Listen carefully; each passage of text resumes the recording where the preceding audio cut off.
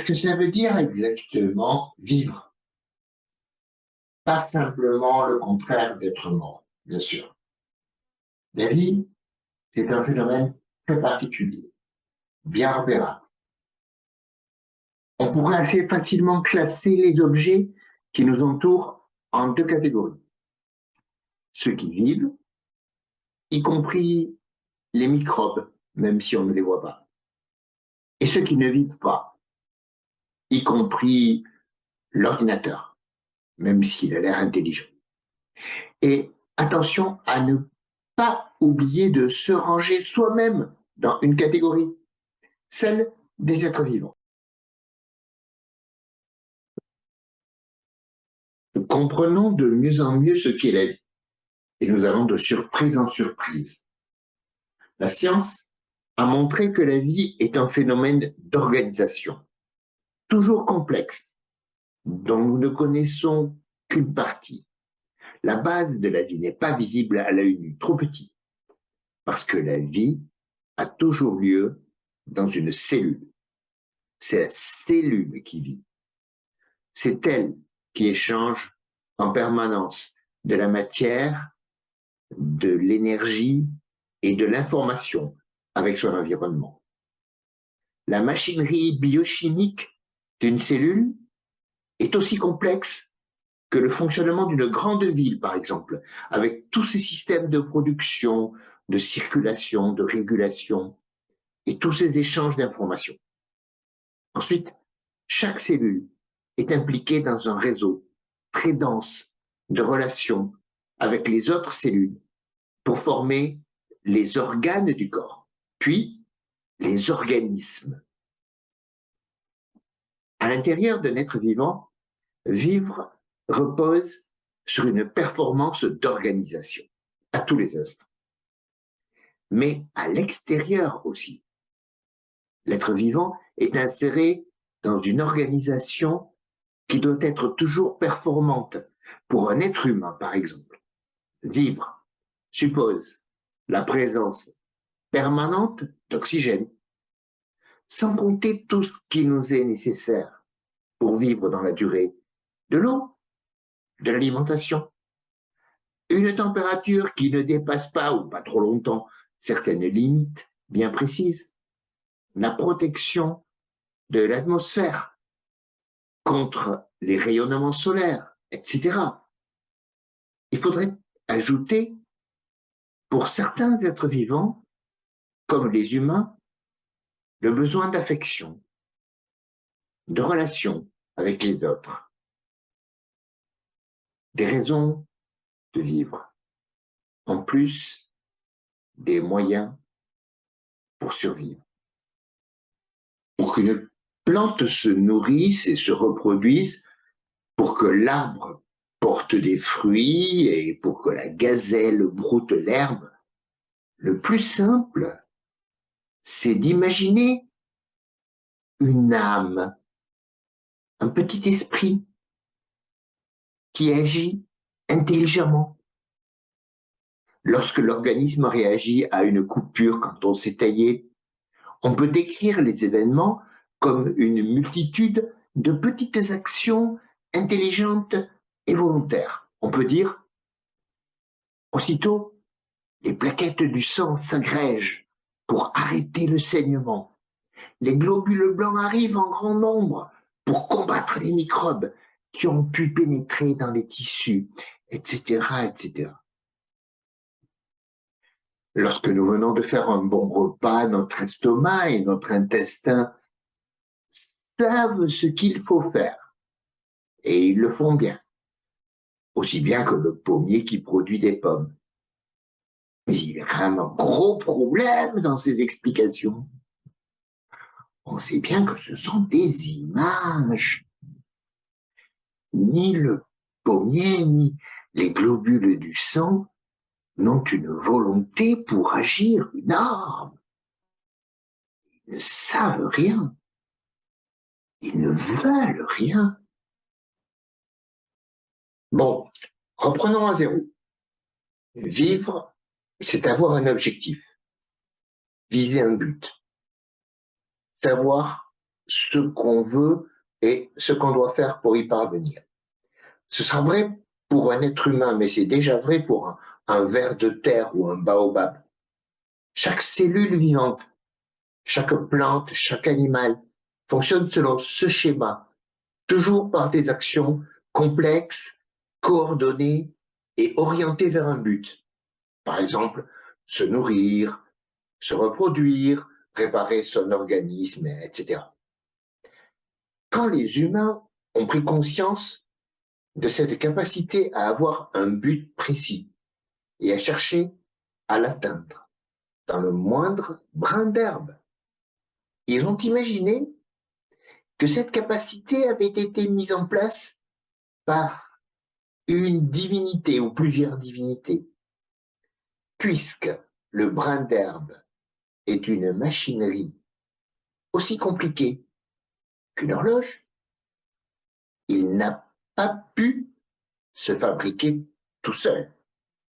Il doit avoir été fabriqué par un horloger.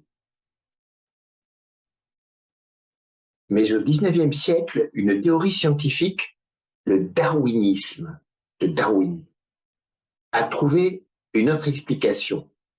Et depuis, cette explication s'est toujours améliorée. La nature a inventé la vie toute seule, mais très lentement, par un mécanisme d'évolution des espèces qui s'étend sur des millions d'années. Cette théorie s'appuie sur une première grande idée philosophique, l'idée que pour vivre, il n'y a pas besoin d'avoir une âme, un petit esprit. La biologie nous montre de plus en plus précisément comment la vie fonctionne, avec de la matière seulement, des atomes ordinaires, des atomes de carbone, d'azote, d'oxygène, etc. Vivre est une propriété fascinante qui est entièrement due à la manière dont la matière est organisée, à la façon dont certaines molécules fonctionnent. L'organisation de toutes les activités des cellules et dans les cellules, c'est ça la vie. C'est ça qui se transmet lorsque apparaît un nouvel être vivant. Et il est toujours issu d'un autre être vivant. Et oui, la vie, c'est une histoire continue. Depuis les toutes premières formes de vie, les êtres vivants se produisent les uns les autres, ils se reproduisent. Dans cette reproduction, ils transmettent leur forme d'organisation, c'est-à-dire que leurs descendants leur ressemblent. Les chatons sont des chats, pour commencer, pas des chiens. Et les chatons, ils ressemblent à leur maman et au matou du voisin. Mais les chatons sont tous différents entre eux, physiquement et aussi psychologiquement. Selon la théorie de l'évolution, ces petites différences sont en compétition dans la nature sauvage. C'est-à-dire que l'individu qui a eu la chance de naître avec une vue un peu plus perçante, bon, pas moi, des articulations à peine plus souples, ou un autre avantage. Cet individu prend de l'avance dans la lutte pour la survie et aussi pour la reproduction. Il aura donc plus de chances statistiquement de transmettre génétiquement ce petit avantage. Et ces petits avantages, ils vont s'accumuler dans l'espèce et ils vont la faire évoluer pendant des millions d'années. Voilà pourquoi, après des millions d'années, les chats peuvent voir même dans la nuit et ils sont tellement souples et les tigres tellement musclés. Quand on étudie le fonctionnement d'une cellule vivante, d'un microbe par exemple, puis d'une cellule de plante, et d'une cellule venue d'un humain ou d'un éléphant, on s'aperçoit qu'elles utilisent les mêmes matériaux. Ce sont les protéines construites avec les mêmes acides aminés et les mêmes mécanismes, ceux de l'ADN notamment, le code génétique. Ce n'est pas un simple air de famille, c'est une vraie famille. La science nous montre qu'il n'existe qu'une seule forme de vie sur notre planète, que tous les êtres vivants sont parents entre eux, parce qu'ils sont les descendants des mêmes premières formes de vie au commencement. À partir de là, l'histoire devient encore plus étonnante. Prenons une bactérie. Elle se divise en deux pour se reproduire, ce qui donne deux bactéries identiques. Où est la mère? Où est la fille? Impossible à dire. Les chênes dans une forêt, eux aussi, ils constituent une famille qui se reproduit à travers les années. Ce qui existe, c'est la forêt de chênes, étendue dans l'espace de la forêt, mais aussi étendue dans le temps. Elle englobe les arbres ancêtres. De proche en proche, on peut considérer que la vie est une super famille qui regroupe tous les organismes vivants, passés et présents. La vie serait comme un organisme unique qui se développe, qui se diversifie en colonisant toute la planète et aussi en évoluant dans le temps. Vivre, pour nous les humains, c'est participer à cette histoire unique sur notre planète, l'histoire de la vie. C'est elle qui a produit au fil du temps nos organismes particuliers, notamment ce gros cerveau qui réfléchit, toute notre biologie, notre besoin d'oxygène et d'eau, notre besoin de la chaleur du soleil, notre instinct sexuel, tout ce qui fait que nous sommes des vivants. Tout cela nous rattache à cette entité globale, la nature. Tout est donc finalement naturel dans la nature. Vivre, ce n'est pas un miracle. La vie n'a rien de surnaturel. Est-ce que cela veut dire qu'elle est une banalité dans l'univers, sans valeur particulière, sans intérêt? Ce serait dommage d'en rester là. Pensons aux émotions, à la beauté, aux artistes. Que ce soit avec des images, la peinture ou le cinéma, ou avec des mots, de la musique, la poésie ou la chanson, les artistes nous font ressentir des émotions qui nous éduquent. En fait, ils nous rééduquent en nous rendant capables de garder un contact émotionnel avec le monde. Lorsqu'on parvient à lâcher prise par rapport à ses soucis, par exemple le prochain contrôle de maths, les vacances familiales catastrophiques, le jeu vidéo bloqué par un bug, etc. Bon. Là, on a toutes les chances d'être encore plus sensible aux émotions que provoquent les autres formes de vie. Souvent, tout simplement, on est juste plus disponible pour percevoir leur beauté. Nous vivons de plus en plus en ville. Nous ne sommes plus conscients que le sol peut être tapissé d'êtres vivants, de l'herbe, avec des insectes, des fleurs, des feuilles, etc. Et pas recouvert de goudron. Nous ne sommes plus conscients que l'ombre peut être apportée par de grands arbres et pas par des abribus bariolés de pubs. Nous ne sommes plus conscients que le bruit de fond de la vie peut être le chant des oiseaux et pas les moteurs et les klaxons, mais avec une sensibilité éveillée. On est plus sensible aux objets, aux environnements, aux détails de la vie. Donc, plus disponible pour ressentir la présence des autres êtres vivants, même les plus discrets, comme les arbres, par exemple. Et cette sensibilité, sans qu'on s'en rende compte, c'est un lien entre les êtres vivants.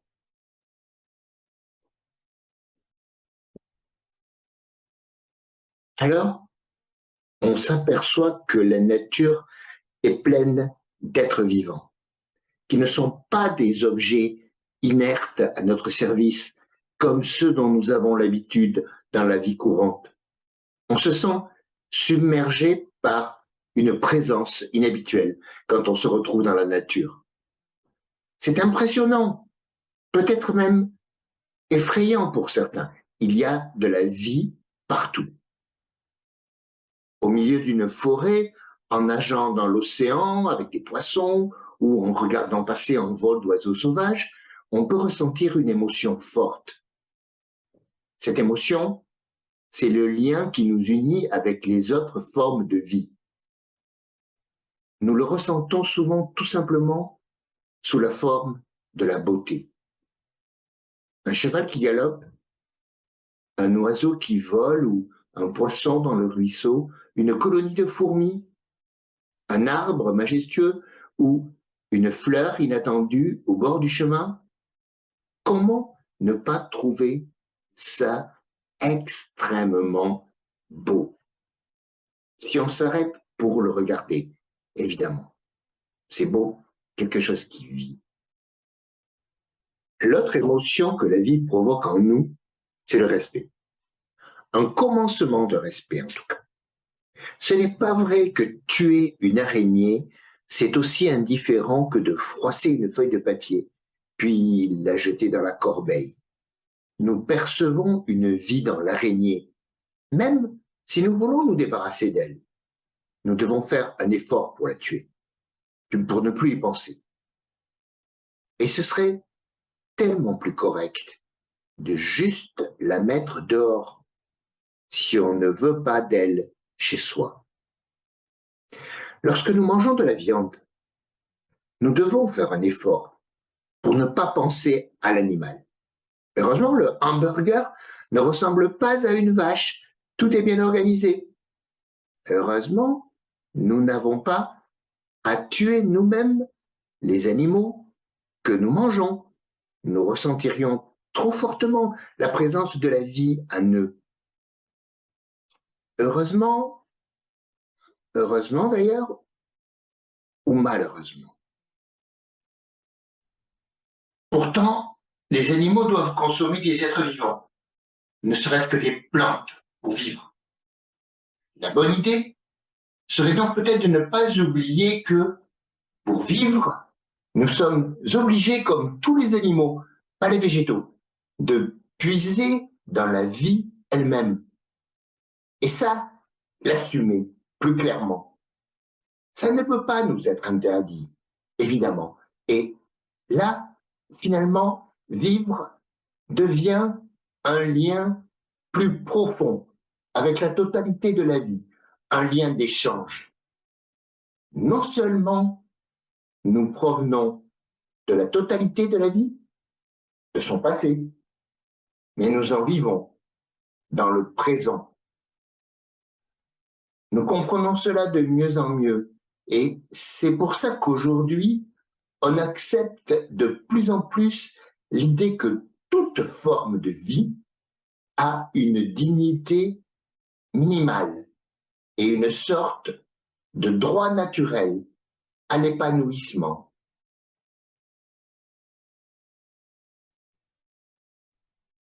Mais évidemment, pour l'épanouissement du lion, il faut qu'il mange des gazelles, ce qui n'est pas bon du tout pour le droit à la vie et à l'épanouissement des gazelles.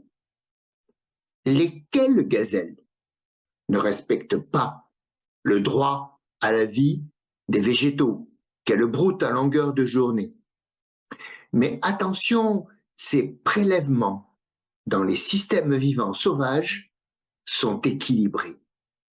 Il y a des cycles qui se bouclent de manière à ce qu'il y ait encore de l'herbe, des gazelles et des lions.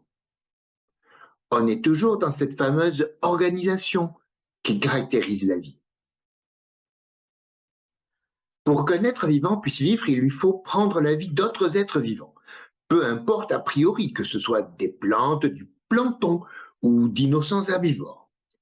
Mais le droit de prendre la vie pour vivre soi-même dans la nature est limité à ce besoin, celui de vivre et de s'épanouir.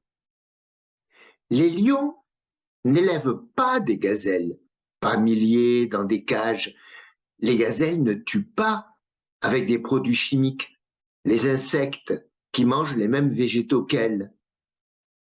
C'est le genre de choses que nous, les humains, nous faisons.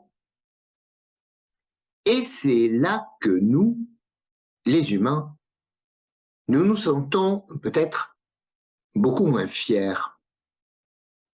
Parmi tout ce qui a le droit de vivre sur cette planète, une espèce, visiblement, est allée beaucoup plus loin que son droit naturel à prélever dans la nature ce qui est nécessaire à sa survie et à son développement. Les humains ont pensé qu'ils étaient les seuls à avoir de la valeur, à être des valeurs. Ce n'est pas seulement de l'arrogance, le sentiment d'être très supérieur. Ce n'est pas seulement de l'aveuglement devant la beauté et la dignité des autres formes de vie. C'est une arrogance à courte vue et peut-être suicidaire. La forme de vie humaine a fait le choix étrange de vouloir tout dominer, tout contrôler, tout exploiter. Mais la vie, dans son ensemble, n'apprécie pas cette violence ni cette arrogance. Dans le pire scénario qu'on puisse imaginer, la vie se débarrassera de l'espèce humaine, tout simplement en laissant les humains provoquer leur propre extinction, à force d'abuser des ressources naturelles et de détruire les écosystèmes. Les humains auront provoqué une rupture du fonctionnement de la vie et ils en seront eux-mêmes les principales victimes. Les microbes et les scorpions, eux, ils s'en sortiront toujours. Et l'histoire de la vie reprendra dans une autre direction, trop triste, trop dommage.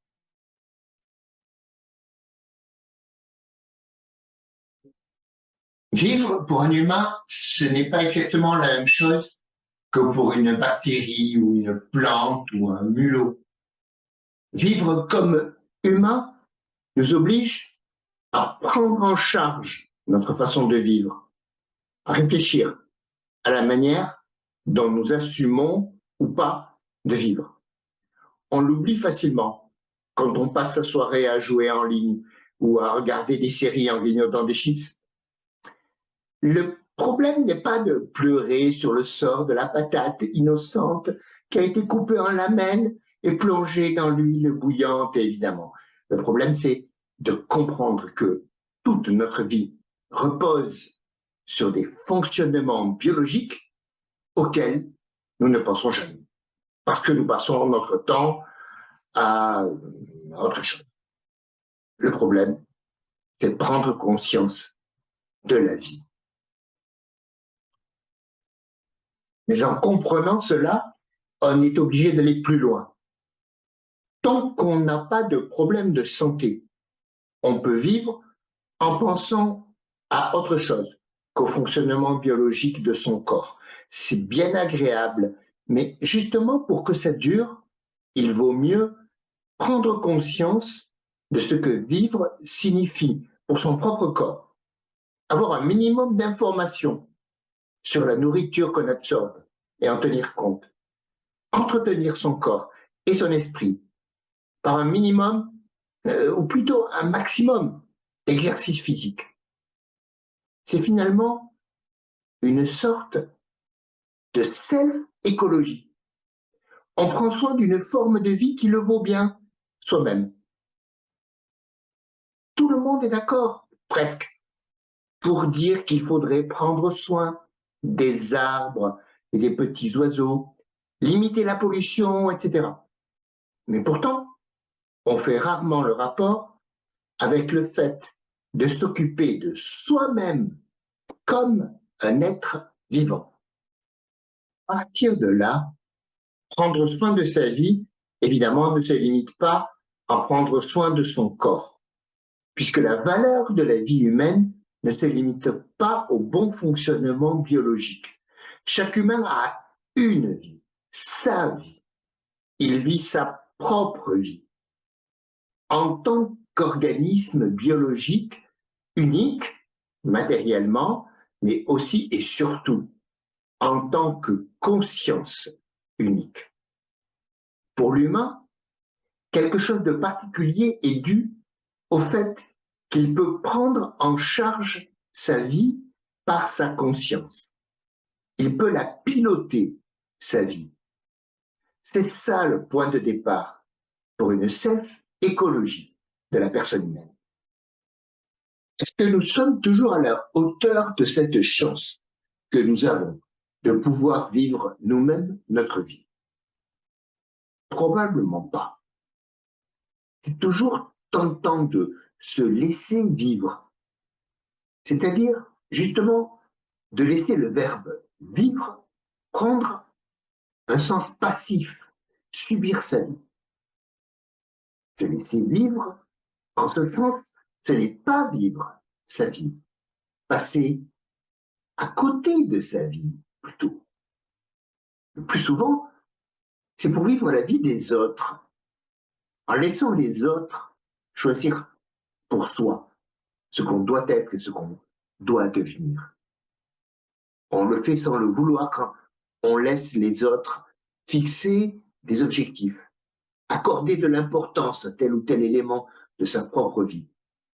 Ces autres sont peut-être bienveillants dans le cas de parents qui ne veulent que le bien de leur enfant, ou malveillants dans le cas des politiciens, par exemple, des publicitaires, des manipulateurs, de toutes sortes qui instrumentalisent la vie des gens. Mais peu importe, si on se retrouve à 30 ans dans une maison, un métier, une famille même, qu'on n'a pas authentiquement voulu, parce qu'on s'est laissé vivre selon les conseils des autres, des parents, des profs, des magazines, on peut se sentir mal dans sa vie. On n'a pas raté sa vie. Peut-être même au contraire qu'on présente tous les signes extérieurs de celui, de celle qui a réussi sa vie, mais ce n'est pas sa vie qu'on a réussi. On ne l'a pas faite sienne. On ne se l'est pas approprié à chaque étape. Et un jour, ça craque. Voilà pourquoi les philosophes disent que la vie réellement humaine, c'est la vie examinée.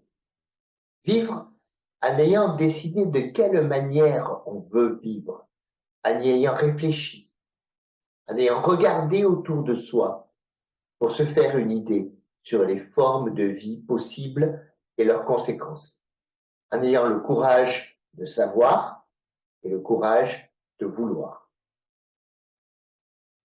Pour les humains, vivre vraiment suppose donc un plus par rapport à la simple vie biologique. Nous ressentons le besoin que notre vie ait un sens.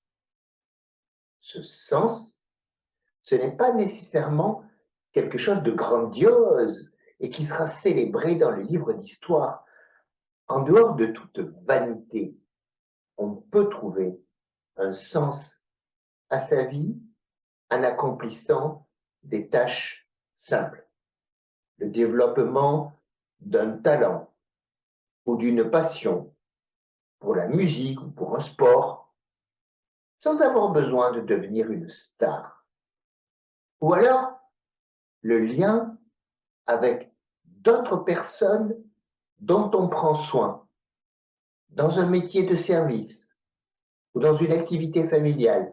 Toutes ces réalisations quotidiennes par lesquelles on écrit une vie qui a un sens.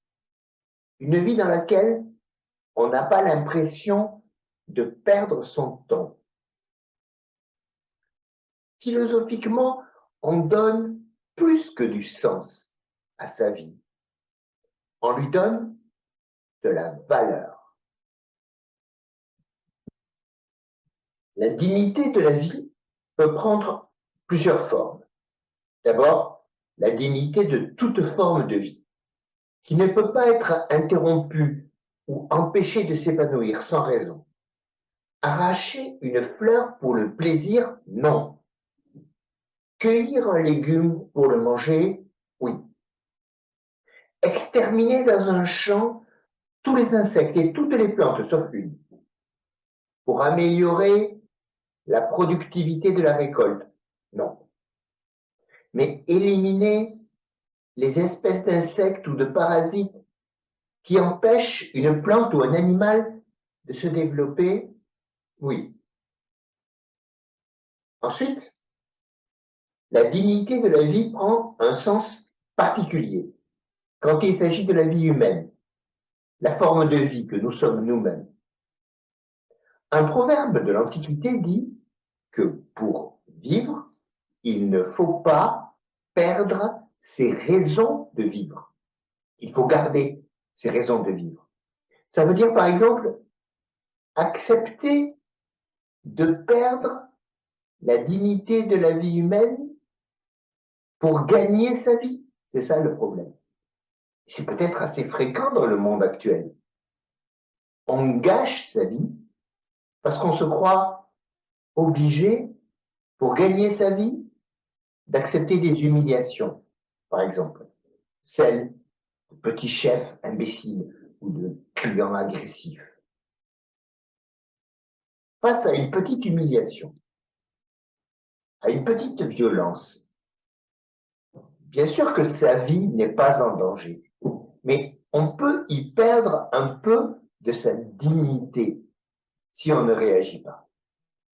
Et en laissant s'accumuler les petits avilissements, les petites indignités, on perd petit à petit ses meilleures raisons de vivre. Dans les cas les plus dramatiques, face à un pouvoir très oppressif, le pouvoir d'un État, d'une entreprise, d'une structure religieuse, idéologique, familiale, on doit comprendre que c'est sa vie qui est en jeu, sa vraie vie humaine, sa dignité. On doit comprendre qu'il faut réagir et résister pour pouvoir continuer à vivre dignement, humainement. Dans ces cas-là, on peut aller jusqu'à risquer sa vie biologique, pour défendre sa dignité, la valeur pour laquelle on vit. Tous ces événements auxquels on réagit ou pas constituent une histoire, l'histoire de vie d'une personne. Vivre, ça se déroule dans le temps. Tous les êtres vivants ont une histoire, même les plus simples. Ils se sont développés et épanouis à travers certaines rencontres, certains épisodes qui ont laissé des traces, des souvenirs et surtout qui ont permis des apprentissages. Le félin porte sous sa fourrure quelques cicatrices des épisodes où il a appris à se battre. Et les organismes qui ont un système immunitaire conservent dans leurs archives biologiques l'empreinte des microbes qu'ils ont rencontrés. Et les humains édifient leur personnalité psychologique au fil du temps par des transformations, mais aussi par des créations, l'invention de nouveautés, car c'est cela, être vivant. Vivre à un temps limité qui se termine par la mort. Mais la bonne façon de réfléchir à la mort, c'est de bien comprendre ce que signifie vivre, d'en prendre conscience et d'en prendre possession. En apprenant la mort de quelqu'un de 80 ans, un sage de l'Antiquité a répondu: le problème, ce n'est pas de savoir qu'il est mort, c'est de savoir si, auparavant, pendant ces 80 ans, il a vraiment vécu. Car même si le temps passe tout seul, vivre, ça ne se fait pas tout seul. Vivre est obligatoirement un verbe actif pour les humains. Ce rapport avec le temps et l'obligation d'agir sa vie sont parfois compris comme s'il s'agissait de la gestion d'un capital de temps ou un capital de vie. Il faudrait donc profiter de sa jeunesse pour, par exemple, s'amuser, séduire, se préparer à un métier, etc., jusqu'à l'âge de la retraite, où on pourra profiter de ses petits-enfants. Cette façon de gérer le temps de sa vie comme si c'était de l'argent, en le rentabilisant, elle est assez contestable, disons. On va s'angoisser en permanence. À chaque anniversaire, par exemple, de ne pas assez profiter. Oh là là, je vais avoir 20 ans, je suis déjà vieux et je n'ai toujours pas ceci ou cela. Oh là là, déjà le dernier jour de vacances et je n'ai toujours pas profité de ceci ou de cela. Oh là là, déjà la fin de l'année et je n'ai toujours pas réussi ceci ou cela. C'est parce que le temps file encore plus vite que l'argent. Et si on s'imagine que dans la vie, il s'agit d'accumuler une sorte de capital, on risque d'être bien malheureux. On sera tout le temps en train de faire des bilans, de se comparer aux autres, à des modèles plus ou moins réalistes. Et souvent, ce sont des modèles qui sont justement destinés à nous faire culpabiliser les top modèles de la mode, de l'argent, du pouvoir, etc., de la vanité en résumé. L'erreur, ce serait de prendre le temps et la vie comme des quantités, au lieu de les prendre comme des qualités. C'est la qualité du temps et la qualité de la vie qui ont de la valeur. Prendre conscience de la qualité du temps qu'on est en train de passer, c'est ça vivre au présent. C'est ça vivre pleinement. Cette vie, en pleine conscience, c'est le sens le plus fort, le plus actif du verbe vivre. Pendant une conversation avec quelqu'un qu'on apprécie, en ouvrant les yeux quand on se réveille, en fermant les yeux quand on s'endort, dans un train, au bord de l'eau, à n'importe quel moment en fait, on peut se ressaisir, se concentrer sur ce qu'on est en train de vivre. On se dira que c'est pour apprécier ce moment, mais non, pas seulement, même si ce moment n'a rien d'extraordinaire. Juste cette conscience intense qui est possible. Elle ne consiste pas à savourer un moment plus délicieux que les autres, elle consiste à vivre pleinement le simple moment où l'on vit. Apprécier de vivre, si on veut, rien de plus. Parfois, malheureusement, quand quelqu'un dit « je vis au présent, je profite de chaque instant », c'est parce qu'il sait qu'il a une maladie très grave.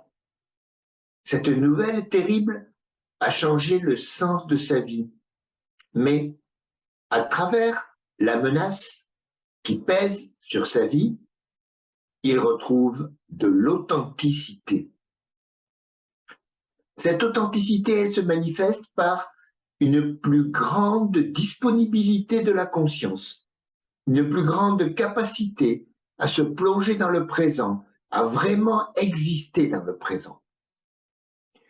La conscience ne se laisse plus aussi facilement étouffer par des couches et des couches de souvenirs, d'anticipation, par le jugement des autres, les jugements sur soi, les regrets, les espoirs, les vanités, etc. À partir de là, le raisonnement est très simple. Pourquoi attendre qu'on nous annonce une maladie grave pour commencer à vivre authentiquement? Ce serait stupide. La plongée de la conscience dans le présent, dans le détail de la vie présente, ce n'est pas un enfermement égoïste dans la jouissance de ses petits vécus personnels, une sorte de nombrilisme, on contemple son nombril, où on passerait son temps à s'observer pour profiter de soi. Au contraire, la capacité à vivre en pleine conscience produit une ouverture au monde, en dehors de soi. Quand on essaie de maximiser la conscience de vivre, on se retrouve projeté en dehors de soi, vers le paysage, vers les objets, familiers ou étranges, les lieux, les gens. La forme la plus fascinante de cette intensification de la vie, peut-être que c'est l'amour. Lorsqu'on ressent que vivre, maintenant, c'est lié à la vie d'une autre personne. Quand on a envie de partager ce qu'il y a de plus profond dans la vie. On vit aussi des moments intenses quand on est envahi par le sentiment de la beauté devant une personne, un lieu, une œuvre d'art, etc. On sent le lien qui unit notre vie à ces êtres qui nous submergent par leur beauté, par leur grâce.